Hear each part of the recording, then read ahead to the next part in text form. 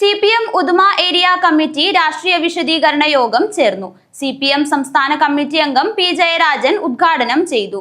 Periyar case നടത്തിപ്പിന് fund പിരിക്കുന്നുണ്ടെന്ന് CPM സംസ്ഥാന committee അംഗം P. ജയരാജൻ ഉദുമയിൽ പറഞ്ഞു. ഏരിയ കമ്മിറ്റി സംഘടിപ്പിച്ച രാഷ്ട്രീയ വിശദീകരണ യോഗം ഉദ്ഘാടനം ചെയ്ത് സംസാരിക്കുകയായിരുന്നു അദ്ദേഹം.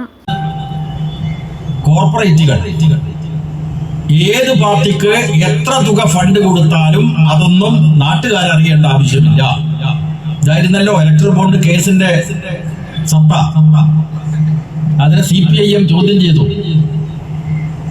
ജനാധിപത്യ വ്യവസ്ഥയിൽ ഇതൊക്കെ സുതാര്യമായിട്ട് തുറന്ന പുസ്തകം പോലെ നടത്തേണ്ട ഒരു കാര്യം എന്തിനാണ് ഇങ്ങനെ ആരും അറിയാത്ത നിലക്ക് ഫണ്ട് പിരിക്കാൻ അനുവാദം കൊടുക്കുന്നത്? അതിനുവേണ്ടി ഒരു നിയമം ഉണ്ടാക്കുന്നത് നിയമത്തെ ചോദ്യം ചെയ്തല്ലോ.